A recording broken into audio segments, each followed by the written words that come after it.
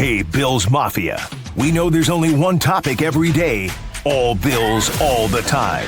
And now Matt Bove and Sal Capaccio are going really deep, talking Bills all year long, because it's always game day in Buffalo.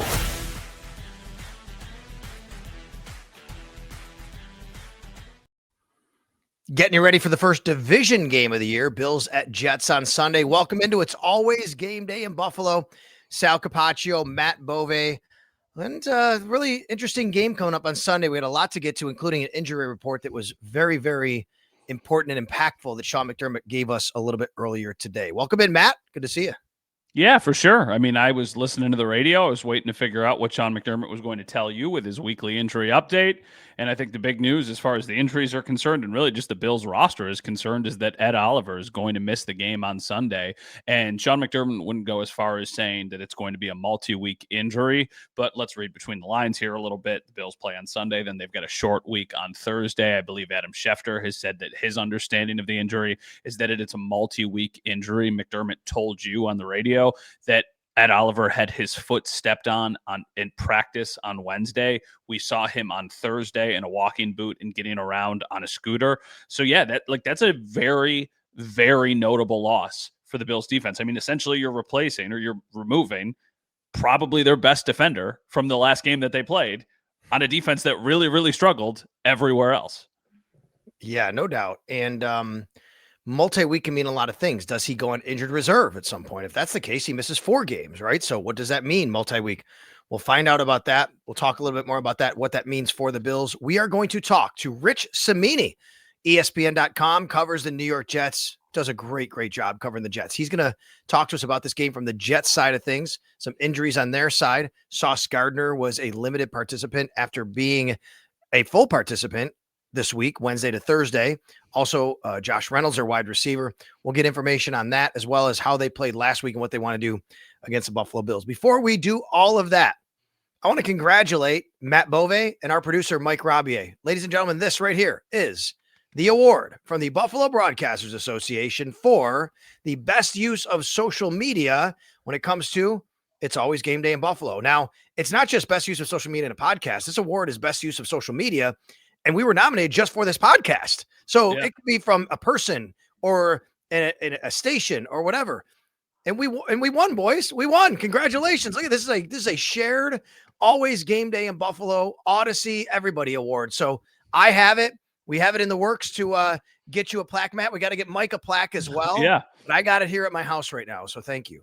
Congratulations, Mike. I know that you're on the back end of this, but we very much appreciate all the things that you do. And also congrats to Sal for beating me and a couple other people. What was the title? What was it? It's basically Sportscaster of the Year is what it is. Sportscaster of the Year. And they call it the Sports Professional of the Year. Here's that one. I'll just show everybody here. I already put it up on my mantle.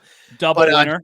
Yeah, just to be nominated as a finalist with some of my best friends in this industry, including you, and of course, John Scott of Channel 2 and Josh Reed of Channel 4, the 3 sports directors, as well as Dom Tibbetts, who you work with, which is amazing. Yeah. Just to be nominated to be a finalist with all of you was pretty humbling, and I was pretty blown away. And then when they announced my name, I was there that night. I was pretty overcome. Like, wow, I did not expect that and didn't even know. And it was pretty surreal. So anyway, I appreciate very that. Well deserved. Congratulations. It's pretty awesome to be able to say that and to have that and to be a part of that night. Congratulations to all the Hall of Famers as well, including Rob Ray. And now he's in a couple of Hall of Fames this year, right? He went to the Sabres Hall of Fame last year, right? Todd Brody at Odyssey, Mary Ellis Demler, Channel 2, Jixter, 97 Rock, and several others as well. And there was a class of, I think, 6 people, but really, really great night. Buffalo Broadcasters Association did a great job. So I want to thank them, and congratulations to Matt, to Mike, and everybody here that makes It's Always Game Day in Buffalo and putting it out there for us to, promote the show and do what we have to do on social media. All right. Well, the Bills losing Ed Oliver is a really, really big deal. Yeah. How do they replace him? This is going to put some pressure on the 2 rookies, of course, Deion Walker and TJ Sanders. And I would say that TJ Sanders most likely is going to see an uptick in the snap count because he's kind of the direct replacement to Ed Oliver there. But also I'm wondering what they do as far as an elevation. They will not go into this game with only 3 defensive tackles. Here's your options. Jordan Phillips, Zion Logue, and Fedarian Mathis. Do you lean towards one of those 3? I lean towards two of those three. I think they might elevate Jordan Phillips and Zion Logue. I think that they give you a little bit of a different look with each one of those players. I think Jordan Phillips would be your more kind of prototypical pass rushing defensive tackle, and they know what he can do in that role. Zion Logue is a little bit more of your run stuffing defensive tackle, more of a one technique. So listen, I think that this is a massive loss for the Bills. I really, really do. But I also want to get this out there right at the beginning of the show. If they can't beat the Jets without Ed Oliver, they have much bigger problems and much bigger things that they need to figure out. Ed Oliver is a very, very good player, but we're not talking about Josh Allen. We're not talking about, some of the other guys on their team. Ed Oliver's problem over the course of his career is that there are games where he's unbelievably impactful, like he was against the Ravens. And then there's other games where you wish he did a bit more. So for me, yeah, like you want him out there. You want him going out there and making an impact. But I don't think that this is not something the Bills can't overcome. Like, this is a huge opportunity for TJ Sanders. And, to your question to Sean on the radio on Friday morning, he didn't necessarily give a glowing response to what he thought of Sanders and Deion Walker. He said the effort was there. That's not what you ever want to necessarily hear a head coach say about how somebody played, that the effort was there. Where were the results? This is a big opportunity for them. It was also a incredibly difficult situation to be thrown into. First NFL game, going against the Baltimore Ravens, going against Lamar Jackson and Derrick Henry. That's a really, really tough spot. The Jets offense presents some of the similarities and strengths to what the Ravens offense does, just not to that caliber. And I think we would all agree with that. That's right. They ran the ball really well against the Pittsburgh Steelers. They did. Their tackles did a really good job. Now, we're talking more interior from the Bills' defensive line, but their offensive line did a nice job, and Breece Hall looked really explosive and did a lot of great things. If you take a look at the Bills on the defensive side, and you look at those two rookies, TJ Sanders and Deion Walker, I'm trying to find, did either of them even appear on the stat sheet? I don't think so, Matt. I'm looking right now. I don't see one of them on the stat sheet. Neither of them recorded even an assisted tackle in that game. Let me ask you this. Do you think, and this is weird, do you think this would be another game where the Bills play a bit more 4-3 base defense? Just because with the Jets, your biggest focus are stopping Breece Hall in the running game and stopping Justin Fields running the ball. Like, this is not a team that has a laundry list of weapons offensively, especially in the passing game. Doesn't it feel like in this type of game you could sacrifice maybe not having Taron on the field as much as you would like him to normally be on the field? I think that answer lies in what personnel the Jets want to use, right? If the Jets go heavy, I do think the Bills will counter that way. The Bills will probably counter with more of a 4-3. I don't think it's just simply put as we're just going to go base defense here. It's more about how the offense dictates the personnel on the field. I do think, though, because that said, the Bills don't do that all the time when teams go a little heavier. They do keep Taron Johnson on the field. So, yes, I agree with you. I think that they will be much more open to doing that, not only this game, but even all year. Now that we saw Dorian Williams with Shaq Thompson obviously available to be able to do that, which, by the way, he looks like he should be, of course, good to go, but we'll see as far as the injury report. So let's take a look at the Bills injury report because there were other questions outside of Ed Oliver, but I think everybody's looking like they're a little bit more in a spot where they're going to play, including Tre'Davious White, by the way, which we'll get to in a little while here. In the meantime, go ahead. I was going to say the injury report as a whole looks pretty good for the Bills. I mean, from the reports, I'm off on Friday, so I was not out at practice today, but the reports from all of the other people who cover the team were that every member of the 53-man roster, aside from Ed Oliver, was present at practice on Friday, so that is a good sign. Jordan Hancock was in a red non-contact jersey. I don't think that's something that completely sways this matchup either. I think Tre'Davious White now is the big name that we're keeping an eye on. Now that we know Ed Oliver won't play, will Tre'Davious White play? It's interesting to me. I kind of got the vibe from talking to him that he will play, but that's just, once again, the vibe. That's just me kind of trying to connect the dots. So we'll see how that's the now big person to watch from the Bills standpoint. Because we know Ed Oliver won't be playing. What about from the Jets side? I did a couple of injuries this week to monitor. We're going to welcome in right now into It's Always Game Day in Buffalo from ESPN.com, Rich Cimini, who joins the show. Rich, it's Sal, it's Matt. Good to see you. Thanks for joining us today. Hey, Sal. Hey, Matt. Good to be with you guys talking about this game coming up. Yeah, no doubt. And also, it's not just for you, but I'm glad you're here because look at that. I got the Syracuse old school helmet. I noticed that right away. As soon as we went on, I said, I'm going to like this guy. And by the way, Go I ahead. might have some Syracuse. I know I got some Syracuse stuff around here somewhere, but I have to put the S there because people ask, why is that a Browns helmet over your shoulder? I'm like, it's not. It's a Syracuse, like literally like Joe Morris early 80s type of helmet. yeah. I just saw Joe Morris a couple of weeks ago at a Jet Giant preseason game. So Joe's hanging in there and looking good. Rich, when you get ready for this game on Sunday, what's the big thing you're paying attention to? What's the big storyline you're following from the Jet side of things? Well, I mean, I want to see if their defense can be any better than last week. It was one of those, split. I mean, I was shocked by the score last week. I thought it was going to be a low scoring game between the Jets and Steelers. And so what happens? Exactly the opposite. Their offense goes out and plays really well, and their defense has, I don't want to say a total clunker, but 34 points is unaccustomed for this defense. So I want to see if they can tighten things up, mostly in the secondary. That's where the issues were last week. Well, Sauce Gardner is there in the secondary. I know he was a limited participant yesterday in practice. Any more news on him today on a Friday? Yeah, he's going to play. He's going to play. He'll be limited again today in practice. He is on the practice field right now as we speak. And according to Aaron Glenn, they expect him to go on Sunday. But, if I'm the Bills, I probably want to test him just to see how that groin injury is responding. When you talk about the secondary and the concerns with the secondary, or I guess the inconsistent play that you saw in week one, obviously everybody knows about Sauce Gardner and how good he is, but where are they susceptible? Where are the other players that the Bills offense should be trying to target to have some success?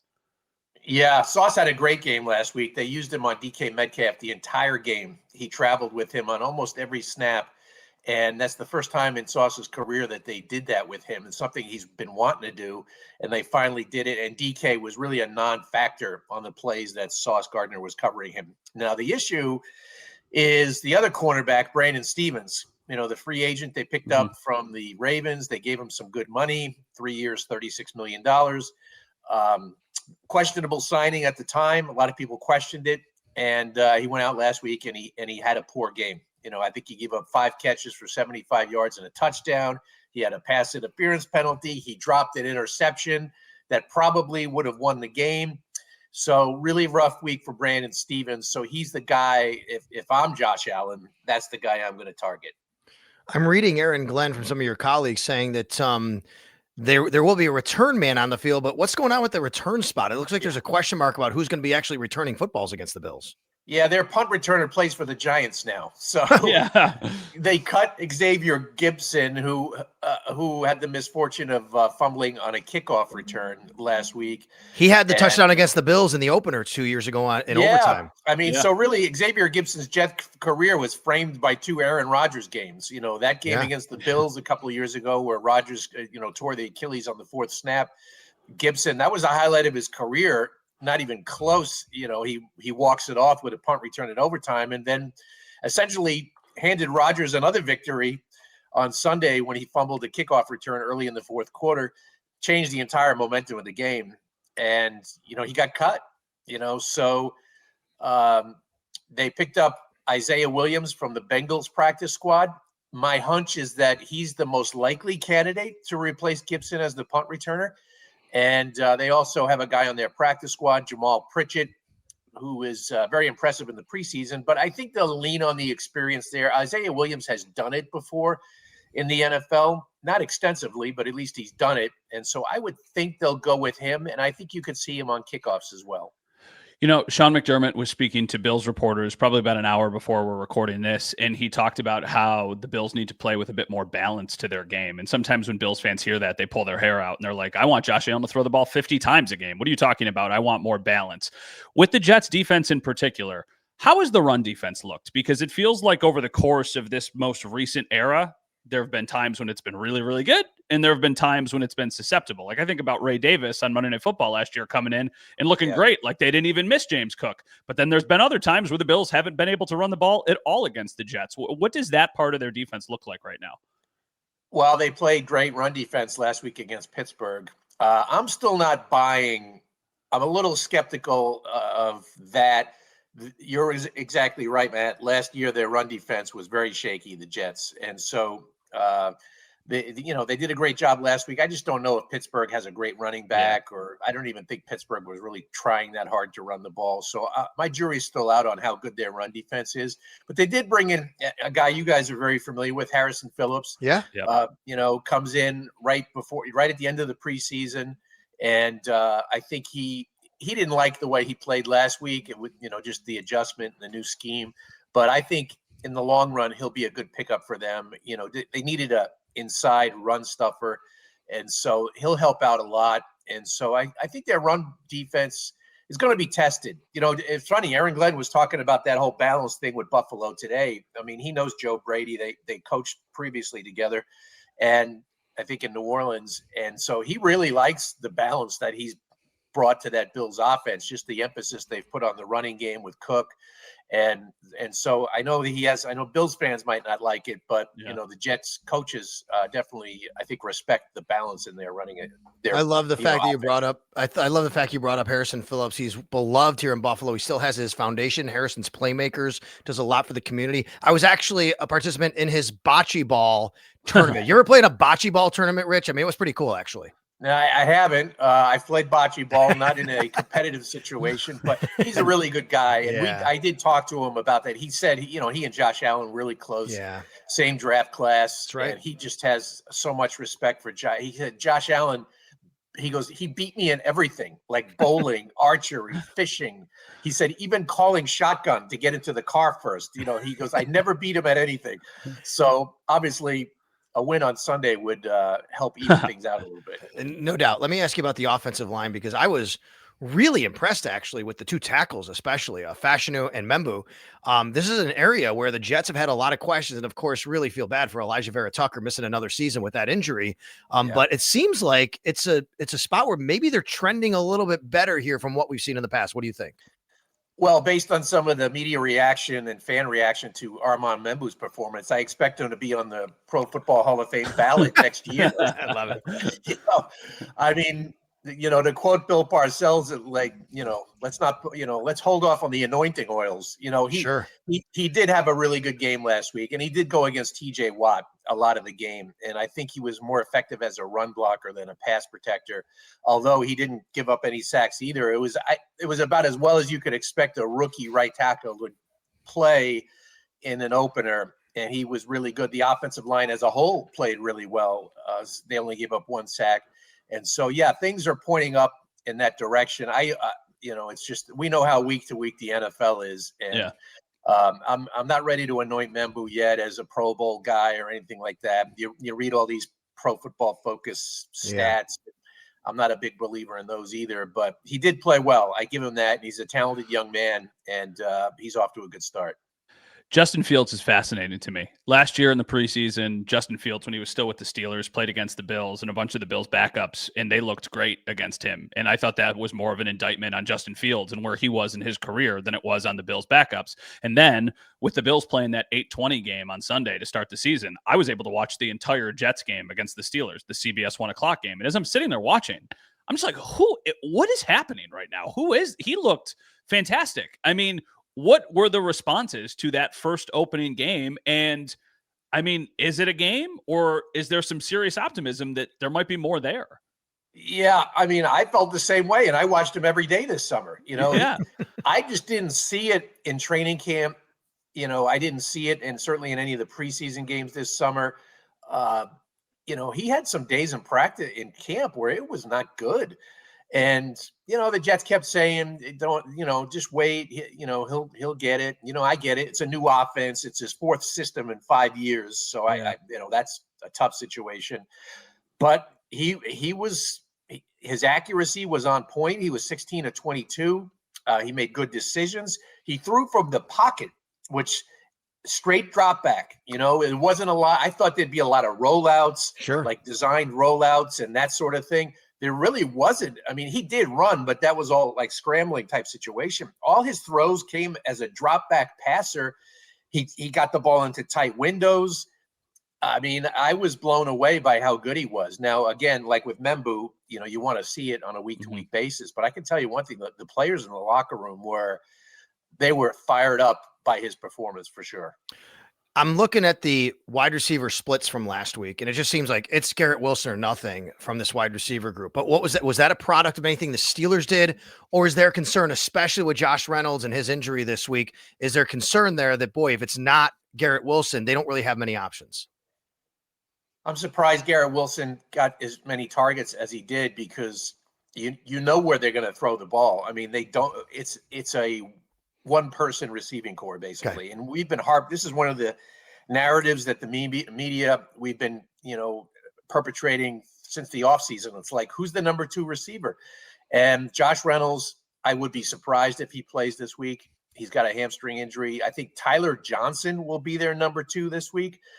Former Ram, former Buck, NFL journeyman type guy, caught one pass last week. He'll probably be the 2. Alan Lazard, Aaron Rodgers' old BFF, is probably going to be the 3rd receiver. So it is not a good receiving core. And if I were the Bills, I would certainly shade my coverage to Garrett Wilson, because if you take him away, you're really going to hamstring the Jet passing attack.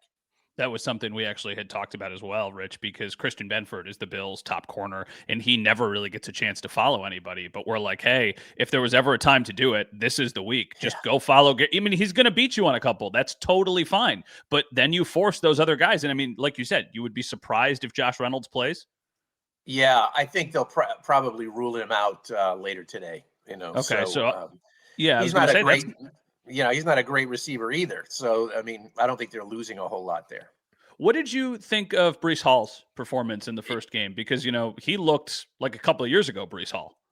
Yeah, absolutely. He had a little extra burst. It definitely looked like the Breece from 23, before he got hurt, even 22. Last year, we didn't see that burst. He was playing with a knee injury last year, and he never missed any games, but he was always on the injury report. And I think it definitely affected him.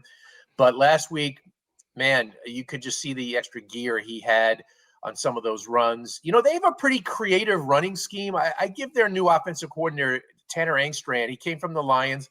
I give him some credit. We were kind of wondering, like, what it's going to be like with this guy. He's kind of a wild card because he had never been a play caller before in the NFL.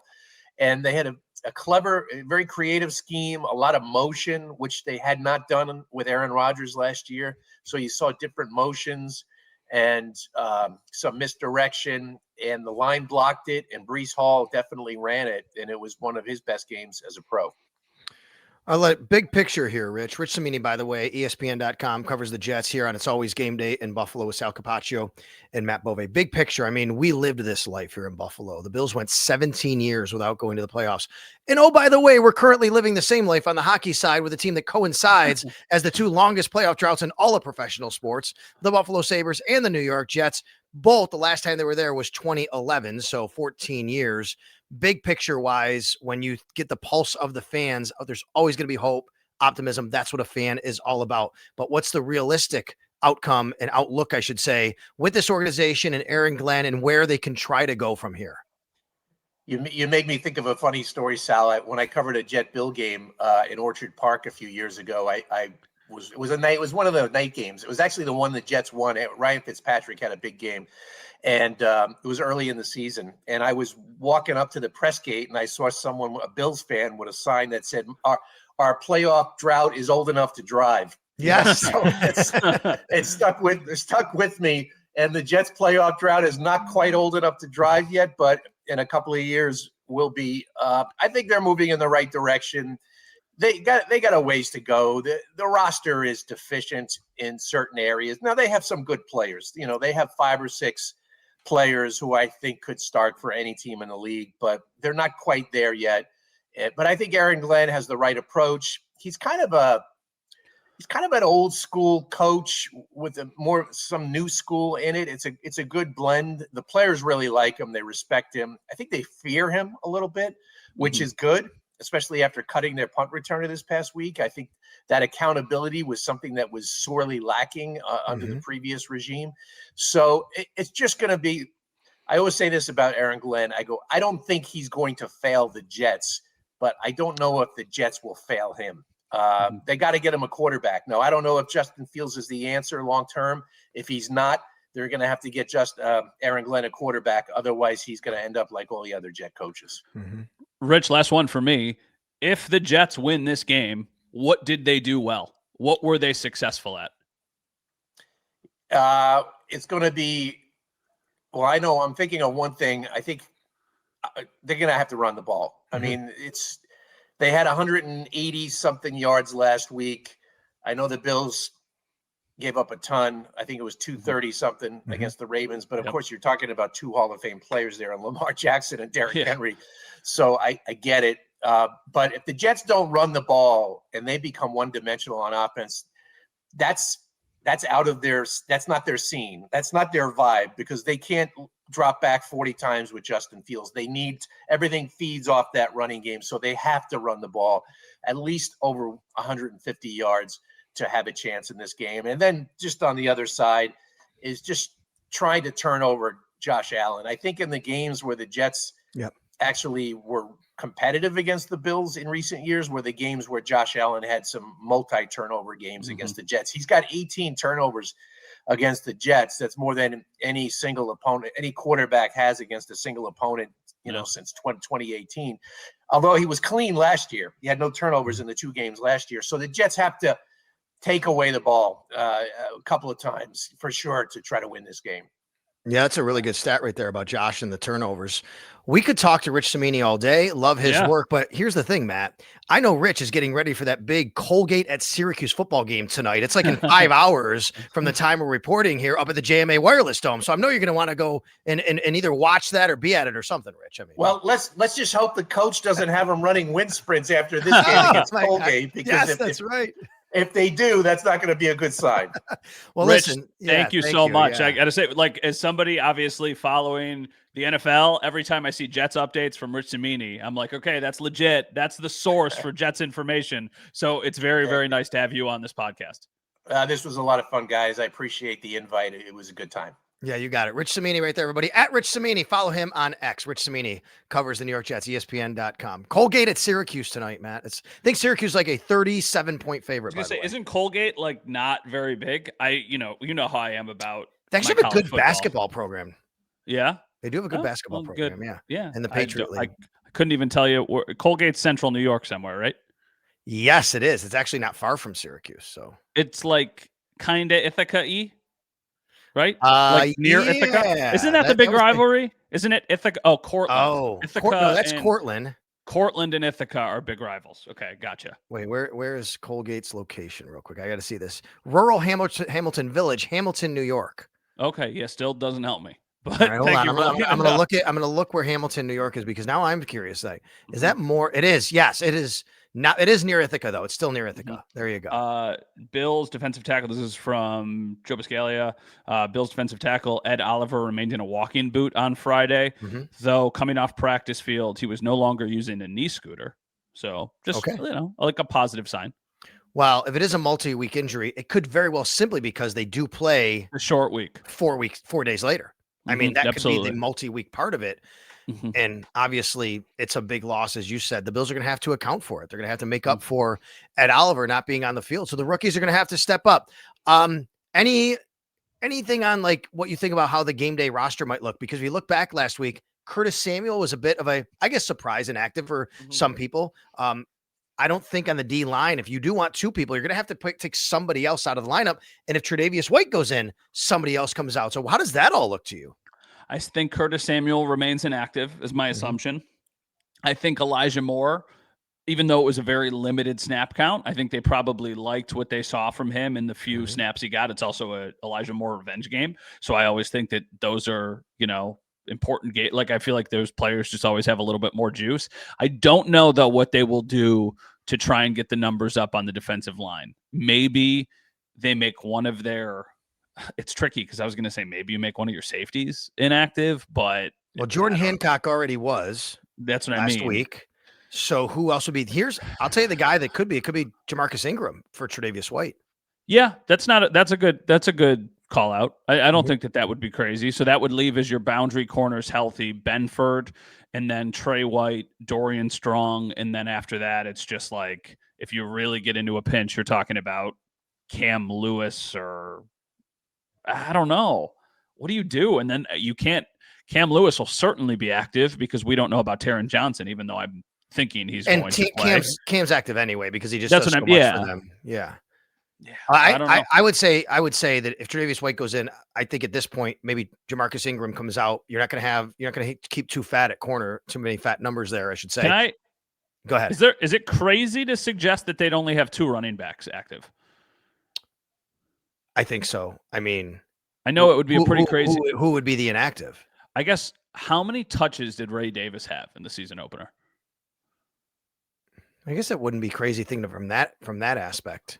Someone's got to come out though if Tre'Davious White goes back in, but because you're gonna go 1-for-1 with Ed Oliver out and a defensive tackle in up. Well, actually, you don't have to do that. You could elevate a defensive tackle, but yeah, you still have to make it. But no. Ray Davis, but game wise, you still have to do it. Yeah, Ray Davis had 1 carry and 1 catch. He had 3 yards total. Now, obviously, he was on the field for more than those 2 plays, but you would be losing 3 yards from what you got in your last game. I like Ray Davis, and Ray Davis was. I wouldn't look at it that way. Not. I don't think they're going to do that. I'm just saying. Right. I feel like it's clearly James Cook is your main running back. Ty Johnson is your 3rd down running back, and Ray Davis just kind of fits in the crack somewhere. Looking forward to going to New York City this weekend. I'm not going to New York City this weekend. Oh, you're not going to be there. Dom is going to New York. Dom is going to cover for you, but we're going to do this after the game. Yeah, we'll do this after the game. Honestly, with how crazy last week was in my life, I needed to find a game or two to calm down a bit, and Dom will absolutely go. Dom was nominated for the Sportscaster. Yes, he was. So he's going to be able to do what he needs to do down there, and this will give me another day. We've got so it's like one of those distant family things, but my grandfather's sister-in-law, who has always been somebody like very prominent in our family, turns 99 on Saturday, and they're having a big party for her. And she's kind of like the only person from that generation in the family who is still around. So to be able to go and spend the time with family and everything will be very, very nice. So Dom is going to New York City, and I'm going to be watching the game from the Channel 7 studio. I love it. As long you're talking about a party, real quick, if I could give a plug here, I'm actually going to be at the Bills Backers Bar of New York City. That's Pennsylvania 6. It's called Penn 6. It's going to be a really great time, and there's going to be. Oh, I've been there before. I'm going to be there Saturday night. Now they're doing a whole tailgate starting at 2 p.m. I'll be there once I get there at 6 p.m. From 6 to 8. I'll be there.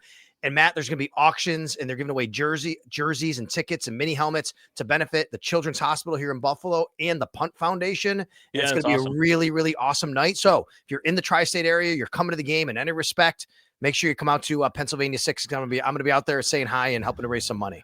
We don't do predictions and scores or anything, but you think this is a game this is a game that the Bills should win, right?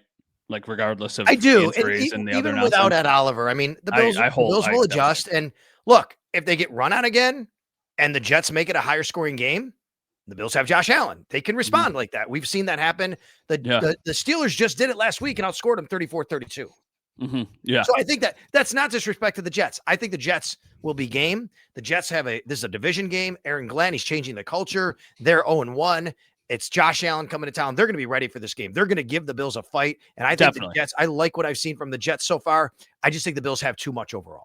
And the one thing that Rich said, and it seems to be trending that way, is that now they're letting Sauce follow somebody, right? And maybe that'll change because the Bills don't have a DK Metcalf. But if Sauce was going to follow somebody, I think it would going to be that he would follow Keon. And if I was the Bills, I'd say, okay, you want to take away Keon? Oh, okay. Like we still really like Josh Palmer and Khalil Shakir and Elijah Moore in our tight end. Isn't that everybody eats? Isn't that what that is? That's literally the perfect example of Keon was the guy the last game, and it was a really, really promising sign. Yeah, but that's right. Maybe he's not the guy this game, and that changes, and that's okay. You just needed to see the more consistent level of play that we did see in that game. Maybe this is the Josh Palmer. Honestly, this is probably a Khalil Shakir game for the Bills offense. Seriously, this is the type of game where Khalil Shakir usually leads your teams in targets, receptions. He has a ho-hum, 9 targets, 8 catches, 88 yards, and a touchdown. That's kind of the recipe for a game like this. Follow Matt at Matt_Bove. Follow me at Sal Sports. Make sure you're following on all social channels, including YouTube, where you can watch this episode of It's Always Game Day in Buffalo. Maybe you've downloaded and listened to it on the audio side, wherever that is, iTunes, Spotify, the Odyssey app. Thanks a lot once again for everybody who's come aboard to watch. Here it is. It's always game day in Buffalo. Best use of social media. Matt Bove, Mike Robier, everybody who's made us, who's helped make this really part of your day or your week. We really appreciate that. Thank you so much. We're very, very, very truly honored, and we'll be back on Sunday after the Bills and Jets.